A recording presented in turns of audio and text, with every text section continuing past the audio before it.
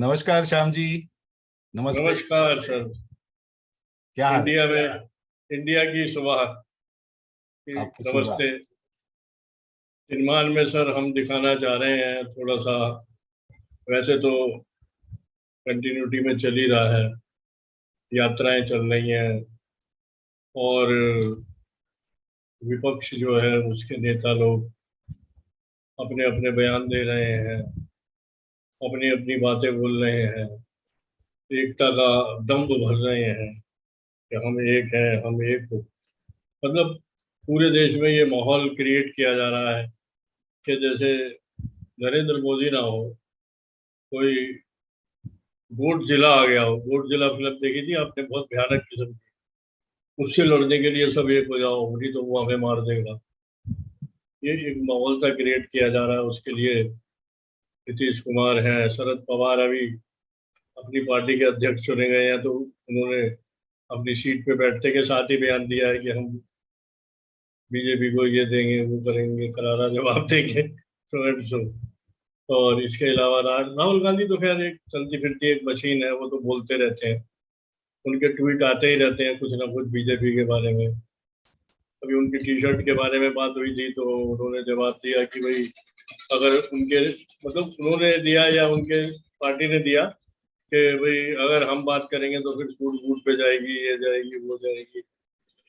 जबकि मेरे ख्याल से आपको भी याद होगा और मुझे भी याद होगा, मोदी जी ने एक सूट पहना था जो उन्हें किसी ने गिफ्ट में दिया था, किसी बड़े उद्योगपति ने। वो सूट जो है बाद में उसको, वो 10 लाख का सूट था ये कहते हैं, जबकि वो शायद 10 लाख का नहीं था, उससे कम का था। और वो सूट जो है बाद में उन्होंने जो है उसको ऑक्शन में दिया था, और वो पैसा जो है मतलब देश के उसमें कोष में डाला था। और ऐसे ही उनकी प्रैक्टिस रही है कि शुरू से वो अपना जो भी पैसा होता है, जो मतलब जो चीजें उन्हें मिलती हैं, वो डालते हैं। ये तो उन्होंने कह चुके हैं मोदी जी, अपने भाषणों में कह चुके हैं कि भाई मुझे कपड़े साफ सुथरे और अपने पहनने का शौक है। तो सर प्रधानमंत्री है हमारा, अगर वो अच्छे कपड़े नहीं पहनेगा, अच्छा मेकअप नहीं करेगा तो क्या फायदा। अब देखिए हम भी लोग वीडियो के लिए बैठे हैं, हम लोगों को हालांकि कोई अपने आप को चमकाने की जरूरत नहीं, लेकिन फिर भी चूंकि हमने पब्लिक के सामने जाना है तो हमें कम से कम इतना तो करना पड़ता है कि भाई अपने आप को ठीक लगे। अब राहुल गांधी का ये है कि वो तो कभी तो दिखाते हैं अपना कुर्ता फटा हुआ, और कभी दिखाते हैं भाई उनकी पता चलता है टी शर्ट जो है वो 40-50 हजार रुपए की है। और ये जो महंगी टी शर्टें हैं और महंगे, उसका जूता देखा है आपने? नीले रंग का एक जूता होता है, वो भी बहुत महंगा है। तो वो कोरोना के टाइम से देख रहा हूँ मैं उसका जूता। वो एक गरीब से बात कर रहा था कि सीढ़ी पे बैठ के, उस समय तक देख चुका हूं मैं कि भाई वो क्या, वो जूता वही था उसका। और उसके बारे में भी चर्चा हो चुकी है कि वो काफी महंगा होता है। और भाई शहजादा आदमी है, नेहरू खानदान में जन्म लिया है, तो महंगे सस्ते की क्या बात। नेहरू जी जिसके कपड़े धुलने के लिए इटली जाया करते थे, उसके खानदान का लड़का है, तो फिर महंगी चीजें तो यूज करेगा ही करेगा। लेकिन मैं जहां तक समझता हूँ, बीजेपी वालों को भी और नेताओं को भी उसके कपड़े वपड़ों पर ध्यान नहीं करना चाहिए। जो मर्जी पहने, ये आपका अपना हक है, आप जैसे मर्जी पहन सकते हो। हाँ लेकिन उन्होंने जो बात उठाई है वो ये उठाई है कि आप इतनी महंगी चीजें यूज करके फिर गरीबी का रोना काय बोलो। ये बात थोड़ी सी सही लगती है। ये तो एक बात है सर। दूसरी तरफ क्या है कि नीतीश कुमार जी जो है उनके गले की फांस बन गया है एक और आदमी। वो कौन है? पीके, प्रशांत किशोर। प्रशांत किशोर जो है वो कभी उसके कभी बीजेपी के लिए काम करता रहा था, फिर उसने ममता बनर्जी के लिए काम किया था। वो एक सीधा सीधा एक प्राइवेट कंपनी है, वो लोगों को राजनीतिक सलाहें देता है और उनके सलाहकार के बतौर एक अच्छी फीस वसूलता है और काम करता है वो। उसने कांग्रेस के लिए भी काम किया, उसने अमरिंदर सिंह के लिए भी काम किया पंजाब में, उसने अपने नीतीश कुमार के संग काफी समय रहा। नीतीश कुमार ने उसे अपनी पार्टी में शामिल कर लिया था और उसे जो है उपाध्यक्ष बना लिया था, वाइस प्रेसिडेंट बना दिया था अपनी पार्टी का। इतना विश्वास किया था उसको, और आज वो उसकी वो हालत कर दिया उसने नीतीश कुमार की, कि नीतीश कुमार शायद सपने में भी अगर प्रशांत किशोर का शक्ल देखते होंगे तो दांत किटकिटाते होंगे। उसने उतनी बेइज्जती करी है उनकी, कुछ क्या नहीं कहते। उसने इतना तक कह दिया कि अगर मुझे फेविकोल कंपनी वाले मिलेंगे तो मैं उन्हें सलाह दूंगा कि नीतीश कुमार जी को अपना ब्रांड एम्बेसडर बनाए, तो कुर्सी पे चिपके रहने की कला उनके पास बहुत अच्छी है। तो मतलब वही चीज है, उसमें थोड़े ढीले से दो चार का एक कार्टून बनाया है मैंने, है, और वो कल छपा भी है। लेकिन उस कार्टून के अंदर मैं आपको राज की बात एक अपनी एक ये बताऊंगा कि जो मेरा बड़ा पेपर है, जो मतलब जो मेरे पास दो पेपर है, एक बड़ा एक छोटा। मेरे हिसाब से वैसे जो बड़ा वाला है वो भी इतना बड़ा नहीं है कि उसको मैं ये कहूँ कि भाई वो हिंदुस्तान के नंबर 1 पेपरों में है, नंबर 2 या नंबर 3 के पेपरों में है वो। लेकिन जो तीसरा है वो बिल्कुल छोटा पेपर है, वो किसी पुराने पेपर को लेके उन्होंने एक नया उसको वो छापा, मतलब उसको उसका नया एडिशन निकाला है। तो अभी उसकी कोई खास औकात नहीं है, हालांकि 10 साल हो गए हैं उसे भी चलते हुए। लेकिन वो एक बड़ा पेपर नहीं माना जा सकता है, वो क्षेत्रीय पेपर है। तो उनकी वो जो जो छोटा पेपर है उसमें उन्होंने कोई कार्टून पे कोई ऑब्जेक्शन या कोई इस तरह की कुछ नहीं, कोई नुक्ताचीनी नहीं होती है। जैसा भेज दो वैसा छप जाएगा, उनको कोई दिक्कत नहीं होती। तो मैं उनको जैसे, अब जो बड़ा पेपर है उसमें अगर जरा सी भी उसमें, क्योंकि वो एडिटोरियल पेज पे छापते हैं, और एडिटोरियल पेज के लिए उनकी हिदायत ये है कि भाई कोई इस तरह की कोई ऐसी हल्की बात नहीं होनी चाहिए कार्टून में जो एडिटोरियल पेज की गरिमा को खराब करती है। और मैं भी ये बात इस बात से मैं भी सहमत हूँ कि चाहे भले ही हम कार्टूनिस्ट लोग कितने भी शरारती हों, कितने भी हम अपने हमारे दिमाग में खुराफाते हों, लेकिन कम से कम हमें एडिटोरियल पेज पे इस तरह की कार्टून देने का कोई हक नहीं बनता है। तो मैंने वो कार्टून बड़ा साइलेंट करके उनको वही चीज उनको भेजी है, उन्होंने छापी है। लेकिन सेम कार्टून के अंदर मैंने सिर्फ एक जरा सी रद्दो बदल करके वो मैंने अपने छोटे पेपर को भेजा है, क्योंकि मुझे पता है, मैं अच्छे से जानता हूँ कि जब मैं सोशल मीडिया में या कहीं भी उसे शेयर करूंगा, तो जो वो मैंने उसमें रद्दो बदल करी है, जो एडिटेड उसमें जो कुछ एक कमेंट्स डाला है, वो जब लोग देखेंगे तो वो ज्यादा मजा लेंगे उसका। तो खैर मैं उसके बारे में क्या बताऊंगा, अब आपको कार्टून ही देखते हैं शायद वो, है जी। जी। अब सर,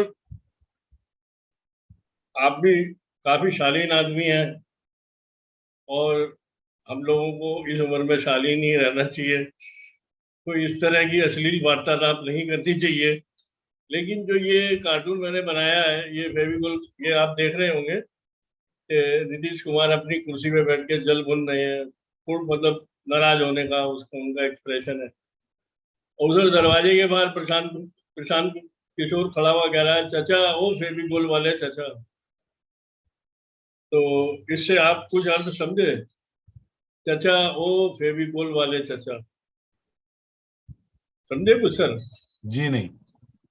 ये सर हमारे हिंदी में ओटीटी पे एक सीरियल आया था मिर्जापुर, अच्छा और वो मिर्जापुर में गालियां दी गई हैं खूब दबा के, अश्लील गालियां।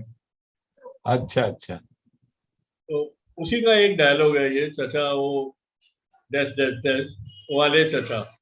अच्छा अच्छा अच्छा अच्छा, नहीं जो कि मुझे इतना मैंने पॉपुलर देखा। हुआ है, ओके। इतना पॉपुलर हुआ है वो डायलॉग कि उस मतलब अब क्या करें, अब हिंदुस्तान में ऐसे लोग हैं और ऐसी चीजें हैं जो गाली में भी ताली बजती है। तो मैंने उसका जरा सा सहारा लिया है, तो मैंने सर उसका इस्तेमाल किया है। हालांकि जो मैंने बड़े पेपर में दिया है, जो छपा है, उसमें मैंने कोई डायलॉग नहीं दिया है, वो सिंपल अपने बाहर खड़ा हंस रहा है और वो चिढ़ रही है, ये छप गया है। अच्छा। ये है। नहीं वो। तो मैं यहाँ पे ये भी कहना चाहूंगा कि प्रशांत किशोर जी जो है, ये भी बड़े चालू आदमी हैं। ये अपने लिए भी जमीन तैयार कर रहे हैं, आपको पता होगा, बिहार में। और इन्होंने भी यात्राएं वात्राएं करी हैं, स्वराज यात्रा, सो एंड सो, और तुम्हारे लोगों से मिले भी हैं, 18,000 लोगों से मिले हैं, ये 18 लाख लोगों से मिले हैं और अपना जो है जन समर्थन तैयार कर रहे हैं। जन स्वराज पार्टी भी एक बनाई है, ये भी आपने देखा होगा। तो ये बहुत सही, जनाब, बहुत सही बने हैं प्रशांत किशोर, बहुत सही बने हैं। नहीं ये तो छोटा फेस बनाया है, बड़े में इसका कैरिकेचर तो मैं बहुत अच्छा बना था। ये आदमी भी शक्ल से जो है मतलब कोई शरीफ आदमी नहीं लगता, चालू आदमी दिखाई देता है। बिल्कुल नहीं, नीतीश मगर क्या कुमार, है कि नीतीश, नीतीश कुमार तो सही बने ही है, लेकिन हाँ, नीतीश कुमार को तो आप बनाते आए हैं, लेकिन प्रशांत किशोर का चेहरा ऐसा है ना, उसके अंदर कोई ऐसे कोई फीचर नहीं है कि जिसको कैरिकेचर बनाया जा सके, तो वो बड़ा कठिन है उसका कैरिकेचर बनाना, लेकिन आपने बहुत सही बनाया है उसको। हाँ नहीं वो उसकी एक पहचान है, वो एक चद्दर सी उड़े रहता है। जी नहीं, चेहरे चेहरे में भी उसके अंदर, चेहरे में शरारत है उसके चेहरे पे, बहुत हाँ, सही। नहीं जवान आदमी है। खैर कार्टून तो खैर मैं उसी हिसाब से बनाता हूँ सर। आपने गौर किया होगा कि जो भी मैं मेरे कार्टून में बनाता हूँ उसमें मैं एक्सप्रेशन पे बहुत ध्यान देता हूँ जी कि अगर कोई आदमी कुछ काम कर रहा है तो वो एक्सप्रेशन उसके चेहरे पे होना जरूरी है। ये नहीं है कि वो किसी से नाराज है और चेहरा उसका मुस्कुराता हो। तो मेरी कोशिश यही होती है कि वो जो है एक्सप्रेशन, एक्सप्रेशन का ही तो सारा खेल है सर, और है क्या हमारे उसमें। कार्टून में ड्राइंग जो होती है उसमें आप ड्राइंग चाहे कैसे भी करते हैं, लेकिन उसमें मेन चीज एक्सप्रेशन है कि जो आप उसके अंदर पंचलाइन कर रहे हैं वो उसको कंप्लीट कर रहा है नहीं कर रहा। सही बात है। तो सर ये तो प्रशांत किशोर जी का कहानी है। प्रशांत किशोर जी ने नीतीश कुमार जी से पंगा तो ले ही लिया है।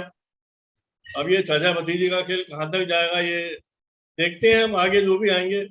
हमें तो कार्टून चाहिए, देखेंगे, और हमें कार्टून बनाने का कितना मौका देते हैं प्रशांत किशोर जी। मैं उनको, वैसे प्रशांत किशोर जी का मैं पहले भी कार्टून बना चुका हूँ कई बार, क्योंकि वो कांग्रेस के भी वो रहे हैं सलाहकार। उन्होंने उनकी सलाहकारी करी है। राहुल गांधी के लिए भी उन्होंने काफी बातें कही हैं। लेकिन नीतीश कुमार जी को तो उन्होंने, मतलब मैं समझ रहा हूँ, एक गली के लड़के की तरह छेड़ दिया है। जैसे कोई बुढ़ा आदमी जा रहा हो और उसे गली का कोई लड़का छेड़ के भाग जाए कि फेविकोल कंपनी को सलाह दूंगा, अगर वो मिल गए तो मुझे, तो मैं कि भी नीतीश कुमार जी को अपना ब्रांड एम्बेसडर बना दूं। ये नहीं, बहुत बुरी तरह मतलब नीतीश कुमार जी की उतारी है।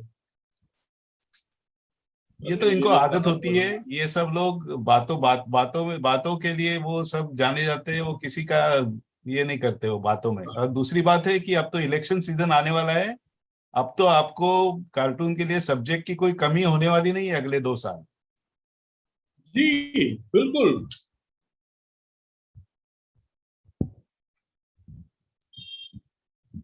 बिल्कुल अच्छा। कोई कमी नहीं होने वाली है। और एक कार्टून मैंने कल फेसबुक पे लगाया था सर, ये दिख रहा है ब्लैक एंड व्हाइट। जी जी। ये ऐसे ही, अब छुट्टी वाला दिन था, मैंने कहा मैं खाली तो रह नहीं सकता, तो मैंने कुछ शाही इस्तेमाल करी। तो मैंने कहा भाई इसका क्या करूं मैं, तो मैंने इसको फेसबुक पे लगाया था कि भाई शीर्षक बताइए, हम्म। क्योंकि हम लोग भी निकट भविष्य में ये शुरू करने वाले हैं कि भाई शीर्षक बताओ। जी जी बिल्कुल। तो ये नीतीश कुमार जी और उनके भतीजे का कार्टून है। अच्छा। भतीजा वो वाला लालू जी का लड़का, अच्छा।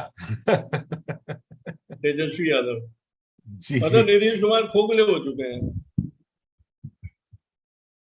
आज मैंने सुना है वहां पर दिल्ली में तो बहुत बड़ा वो बस का घोटाला कुछ निकला है, उसकी भी सीबीआई जांच होने वाली है अभी। जी हाँ, उस पे भी बनाया है सर। उस पे भी एक कार्टून बनाया है, हालांकि मैंने उसमें एलजी को लिया है। मैंने अपने केजरीवाल जी को, महान आदमी को नहीं लिया मैंने। ये कार्टून मैंने एलजी का बनाया है। एलजी का फेस बहुत अच्छा है, कार्टून बनाने लायक काफी गुंजाइशें हैं उनमें। बिल्कुल। तो उसमें मैंने कोई खास उनको तकलीफ नहीं दी है। मैंने सिर्फ इतना लिखा है कि LMG, यानी कि वो इतनी स्पीड से घोटाले लगा रहे हैं कि उनको LG कहने के बजाय LMG कहना ज्यादा अच्छा रहेगा, क्योंकि वो खटाखट गोलियां चला रहे हैं। लाइट मशीन बस गन हो घोटाला, जाएगा। स्कूल घोटाला, और अपने शराब घोटाला, और पता नहीं छोटे मोटे तो और कितने, और बहुत सारी फाइलें हैं जो उनके दफ्तर में पड़ी होंगी। जी। तो ये बस घोटाले की कहानी मैंने जो अखबारों से और समाचार सूत्रों से पता करी है, उसमें ये है कि ये आम आदमी पार्टी वाले कह रहे हैं कि वो तो सौदा तो हुआ ही नहीं, क्योंकि इन्होंने अशोका लेलैंड जैसी मशहूर कंपनी को छोड़ के किसी, मतलब ऐसी चलती फिरती किसी कंपनी को ये ऑर्डर दिया था बसों का, और उसमें मोटा पैसा कमाने की इन्होंने सोची थी। लेकिन जब इनको नजर आया कि भाई ऊपर बैठा हुआ देख रहा है कोई आदमी, तो इन्होंने वो सौदा रद्द कर दिया था। तो सर, आप भी मानते हैं कि अगर कोई चोर चोरी करने जा रहा है और उसको पता चला कि यहाँ बत्ती जल गई और वो वापस भाग गया, तो वो चोर से निरपराध तो नहीं हो जाता, क्योंकि उसका मंशा तो जाहिर हो ही जाता है। और ये सब मंशा जो है उनका पेपरों में सारा जो है वो जाहिर हो चुका है, फाइलों में उनका जो भी वो है वो जाहिर हो चुका है। तो मैं समझता हूँ घोटाला तो बनता, उनके ऊपर जांच तो बनती है, जवाबदेही तो उनकी बनती है कि भाई आफ्टर ऑल आप इसमें मकान में घुसे तो चोरी की नीयत सही थे, लेकिन आपको लगा कि नहीं हो पाएगी चोरी, तो आप वापस लौट गए। शराब घोटाले में भी इन्होंने क्या किया था, शराब घोटाले में भी इन्होंने खूब आराम से चल रही थी इनकी पुरानी नई वाली नीति, जो इनकी नया फार्मूला था वो चल रहा था। रात के 3-3 बजे तक दुकानें खुलती थी, ये सब होता था, वो सब जो भी शराब के व्यापारियों को फायदा पहुंचाने के लिए। लेकिन जैसे ही इन्होंने सुना कि भाई एलजी जो है वो उसको सीबीआई को देने वाला है इस जांच को, तो उन्होंने खट से जो है फटा मतलब रातों रात उस स्कीम को बदल के पुरानी वाली स्कीम लागू कर। तो नियत में तो दिखाई दे रहा है कि खोट है।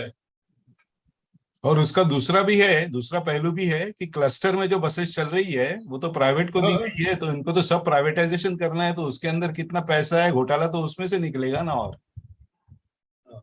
नहीं सर, मैं ये एक बात मानता हूँ, पहले भी दिल्ली में घोटाले होते थे, शीला दीक्षित के जमाने में भी घोटाले, बसें उस टाइम भी लगी थी, उस टाइम ब्लू लाइन बसें चली थी, उसमें घोटाले थे। अब बड़े साफ सुथरे लोग नेता हैं जो कांग्रेस में बैठे हैं, उन्होंने भी खाया है खूब दबा के पैसा। दिल्ली तो पैसे की खान है यार, यहाँ पे जो भी आदमी बैठेगा वो पैसा तो कमाएगा ही। अब ऐसे में भाई केजरीवाल जैसा आदमी जो नया नया पॉलिटिक्स में आया है, अब ड्रामे चाहे कितने भी कर ले कि मैं बड़ा ईमानदार कट्टर ईमानदार, लेकिन ये आपको भी पता होगा कि पैसे की जो है वो, पैसे का लालच आदमी को कहीं से कहीं ले जाता है। तो मैं समझता हूँ केजरीवाल जी जो है उनके छिलके उतरने पक्के हैं, और आगे आने वाले दिनों में इस पे भी हमें बड़े अच्छे अच्छे सुंदर सुंदर कार्टून बनाने का अवसर देंगे। जितने जल्दी उसके छिलके निकलेंगे उतना अच्छा है। जी बिल्कुल, ये हमें अच्छे मौका देंगे अच्छे कार्टून बनाने। ठीक है, तो मैं अब अपने दिखाऊं और कुछ है आपके पास? जी जी जी बिल्कुल। मेरे पास आज दो कार्टून्स हैं, और पहला वाला है हमारे ही एक, हमारे एरिया की ही एक है पॉलिटिशियन। ये तो पुराने खिलाड़ी है साहब, जी, तो ये तो आज से नहीं दिख रहे। महाराष्ट्र में इनको हमेशा भावी पंत प्रधान कहा जाता है, भावी प्रधानमंत्री कहा जाता है हमेशा। हाँ बिल्कुल बिल्कुल। अच्छा, तो बिल्कुल आपकी बात से मैं 100% सहमत हूँ। ये आज से क्या, ये तो इंदिरा गांधी के जमाने से मतलब इसी रेस में शामिल थे। अच्छा, अब बात ये हुई है कि कल ही उनके जो राइट हैंड पर्सन है प्रफुल्ल पटेल, हाँ उन्होंने एक बयान दिया है कि उन्होंने कहा है कि ये अब प्रधानमंत्री पद के दावेदार अब नहीं है, वो उस रेस में अब नहीं है। ये शरद पवार जी ने कहा है या उनके सहयोगी ने कहा है? उनका उनका राइट हैंड मैन, अब उनका राइट हैंड मैन जो प्रफुल्ल पटेल है, वो उसको वो सभी काम दिए जाते हैं जो वो चाहते हैं। अरे हाँ, अब तो क्या, उन्होंने अब क्या बन के करेंगे वैसे भी।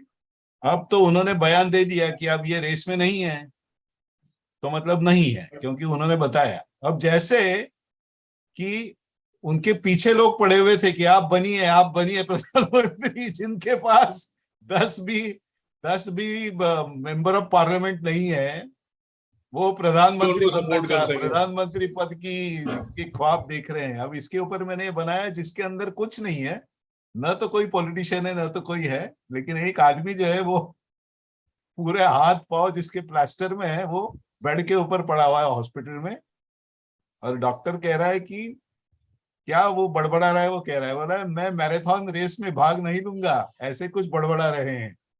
अरे भैया, आप तो पैदल चलने के लायक नहीं है, आप मैराथन रेस में कहाँ दौड़ेंगे, उसकी तो बात ही छोड़ दीजिए। तो तो हाँ सर, इनपे ये ऐसे कार्टून मैंने भी बनाए थे, मेरे को भी याद आ रहा है कि जी ये दौड़ लगाते हुए, जैसे आपने कहा है ना मैराथन रोज, ऐसे मैंने भी इनका बनाया है कि ये भाग दौड़ लगा रहे हैं तरह तरह की। और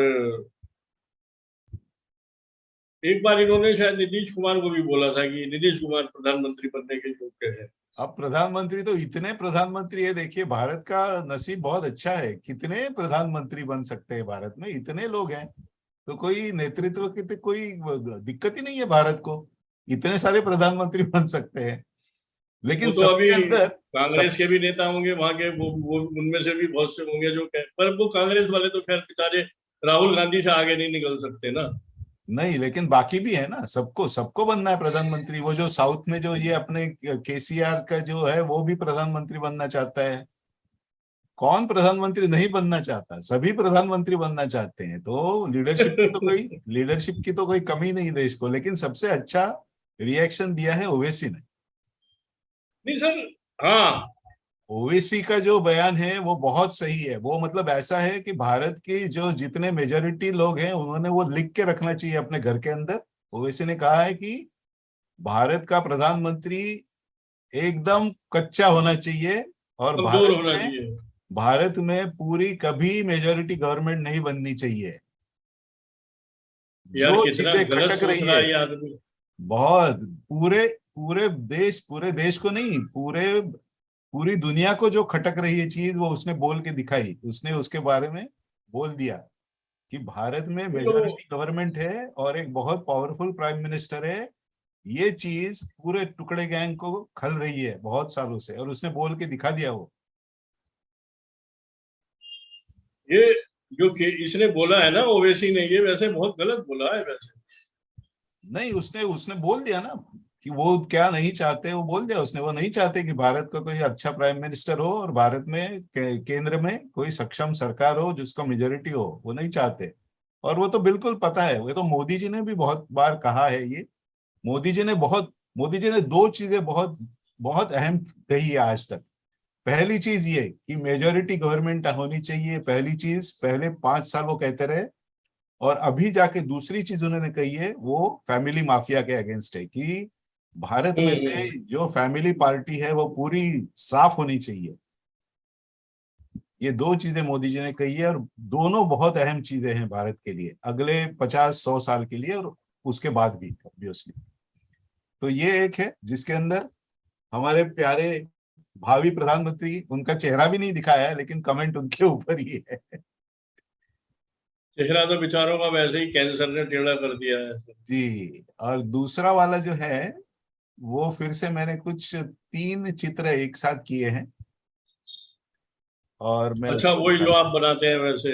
जी, जो संडे के लिए बनाया था। अब ये आज सोमवार है तो यहाँ पर संडे है, तो संडे के लिए बनाया था, तो जिसके अंदर 3 विषय लिए हैं।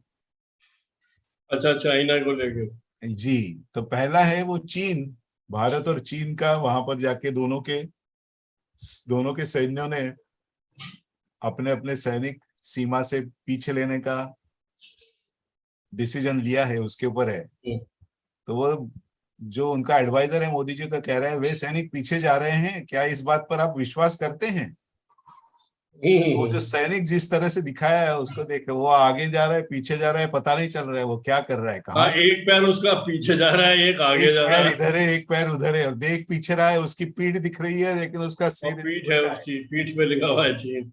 उसका हाथ एक उसकी तरफ है, एक हाथ इस तरफ है, मतलब उसका कुछ समझ में नहीं आता है वो क्या करने वाला है। तो ये चीन की जो पॉलिसी है वो बिल्कुल ऐसी रहती है।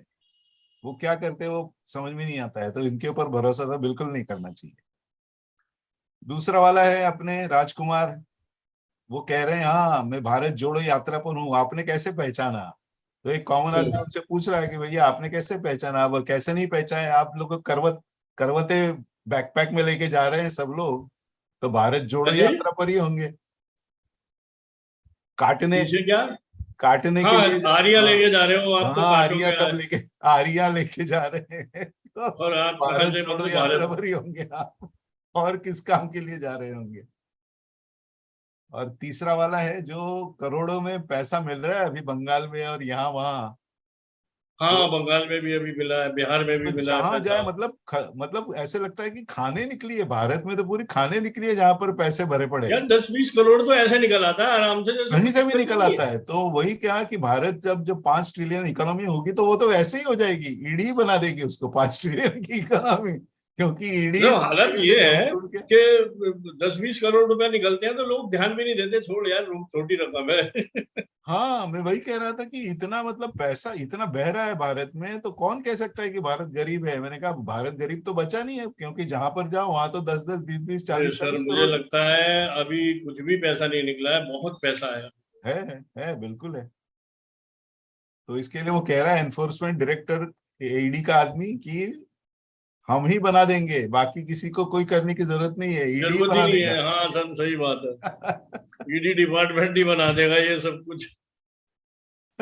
ये बिल्कुल, ये बिल्कुल आपने सही कही, ईडी डिपार्टमेंट ही बना देगा। ईडी ही एक बना सर, मैं देगा। एक एक कार्टून मैं आपको अपना दिखाना चाह रहा था। अच्छा। तो दिखाता हूँ मैंने अभी कुछ ही टाइम पहले बनाया था। मतलब कुछ टाइम क्या, ये सर एक इनकम टैक्स वालों ने छापा मारा है सर एक आदमी के यहाँ। ये आज का कार्टून नहीं है सर, ये है 2014 का। तो उसकी जो वो है तिजोरी है, उसके ऊपर लिखा हुआ है स्विस बैंक। तो वो कहता है, अरे सर मैं पढ़ा लिखा भी नहीं हूँ, कंप्यूटर भी नहीं जानता, कभी विदेश भी नहीं गया, बस बरसों से मजाक मजाक में तिजोरी का नाम ये रखा हुआ है। मतलब यहाँ पे मैं आपको बता, अच्छा क्या था आपको नहीं पता होगा शायद, ये सपा में एक कोई मंत्री थे, नाम मुझे याद नहीं आ रहा, वो जो थे उनको बहुत पैसा मिला था उनके यहाँ। और प्रजापति पता नहीं क्या नाम था उसका, ऐसे कुछ था वो। तो उसके गायत्री प्रजापति शायद, पता नहीं यही था या कोई और नाम था। तो वो जो थे सर, उनके ऊपर मतलब हरेसमेंट का, मर्डर का और भी चार्ज थे, तो उस चक्कर में वो जेल में है इस समय मतलब। तो वो आदमी मतलब जो कि पढ़ा नहीं लिखा नहीं कुछ नहीं, मतलब वो सिर्फ ऐसे जैसे में नेताओं के ऐसे पैर दाबते दाबते ना, और उसको बना दिया गया कि भाई चलो तुम जो है ये बेसिकली क्या है, बहुत से लोग होते हैं ई डोंकी, मनी डोंकी, यानी कि मंत्री लोग, सरकार, पॉलिटिशियंस जो है, वो खुद अपने आप को तस्वीर में न लाते हुए ऐसे गधों को छोड़ देते हैं। कोई बेवकूफ है उसको मंत्री बना दिया, कुछ उसको टिकट दे दी, ये कर दिया वो कर दिया। तो वो साहब उनका क्या होता है कि वो लोगों का काम होता है पैसे इकट्ठा करना। अब लॉन्ड्रिंग करना किसी दूसरी कंपनी का काम होता है। तो क्या होता है, ऐसे जो ई डोंकी होते हैं, इन वो लोगों का बीच में क्या धंधा। वो बीच में अपना माल बना लेते हैं। भाई उनको छूट देनी पड़ेगी सर, वो इतना बड़ा रिस्क ले रहे हैं, तलवार की धार पे चल रहे हैं, आप उनको ऐसी फिर। तो उसमें कईयों उनका लालच, वो पढ़े लिखे होते नहीं, उनका लालच इतना बढ़ जाता है, उनको और तो कुछ समझ में आता नहीं, तो वो ऐसे नोट जो होते हैं करेंसी को, उसको रजाई गद्दों में भर लेंगे, दीवारों में लगा देंगे, और खूब मजे लेते हैं वो लोग। तो वो उसी तरह से जो है वो, अच्छा वो गायत्री वाला जो बता रहा हूँ मैं किस्सा उसका, उस आदमी प्रजापति वो जो था, तो वो उसका चक्कर ये हुआ कि उसने विदेशों में जाके साले ने प्रॉपर्टियां खरीदी गई। वो यार 10वीं पास भी नहीं आदमी। मुझे लगता है ये जो बंगाल में जो आदमी निकला था बीच में, उसकी गर्लफ्रेंड, वो सबके पास निकले थे फ्लैट्स और गाड़ियां हाँ हाँ और हाँ, पैसे। पार्थो पार्थो वो पार्थो भी ऐसा चटर्जी। ही गधा ही होगा, वो भी ऐसा डोंकी होगा उसका, अपनी दीदी का। ये अब चक्कर ये होता है सर, देखिए वो पैसा झगड़ालू रख लीजिए आप अपने पास, जब झगड़ालू चुनाव का टाइम होगा उस समय हम इस्तेमाल करेंगे। क्योंकि जो बड़ा आदमी है जैसे ममता बनर्जी है या किसी पोस्ट पे है, चीफ मिनिस्टर की पोस्ट पे है, वो खुलेआम उस पैसे का मजा तो ले नहीं सकते, और कोई भी नहीं ले सकता उसका मजा खुलेआम। सही बात है। तो वो उस पैसे का मतलब उनका इस्तेमाल होता है, वो शक्ति होती है, वो पैसा जो है एक पॉलिटिकल शक्ति होती है कि चुनाव के टाइम पे उसका इस्तेमाल किया जाता है, भीड़ इकट्ठी करने में, ये करने में, वो करने में, लोगों को गिफ्ट बांटने में, अपने जो नीचे जो वॉलंटियर्स हैं उनको अरेंज करने में, वो पैसा खर्च होता है। जी, वो तो पता है सब। तो चलिए फिर आज आज के लिए रुकते हैं, और कल परसों फिर से मिलेंगे अपने एक नए दिनमान के साथ। जी बिल्कुल बिल्कुल। तो मैंने अपने अपने, दो तीन मैंने अपने दो चार जो जानकार है, मित्र हैं, उनको बोला मैंने फोन करके। क्योंकि क्या है कि लोग, वही मैंने आपको बताया ना, इतने भोले हैं कि वहां पे पोस्ट पे आन के लाइक कर जाएंगे, ये नहीं कि वहां पे जाके करें। तो मेरी सबसे यही प्रार्थना है कि भाई उसको यूट्यूब के उसमें जाके, ऐप में जाके ही उसको लाइक और उसको सब्सक्राइब करें, तो तभी हमें कुछ जी मिल पाएगा। और हम जो है ये भी चाहेंगे कि हमें कुछ प्रेरणा मिले। आप लोग उसकी चाहे भले ही आलोचना करें, लिखें तो सही, और जी डरिए मत, हम कोई आपकी आलोचना से कोई ऐसा कुछ अपना रौद्र रूप दिखाने वाले नहीं है। जी नहीं, हमें कोई दिक्कत नहीं है, हम उसको देख के अपने आप में कुछ चेंज करेंगे जरूर। और क्योंकि बढ़िया से बढ़िया प्रोग्राम को लाने की कोशिश करें। हम तो कार्टूनिस्ट हैं, और हम आलोचना तो करते ही रहते हैं, और आलोचना सहने की भी हमारे अंदर शक्ति है जरूर। जी, बस हमारे को गुस्सा एक ही लोगों से आता है, जो देश के गद्दार लोग।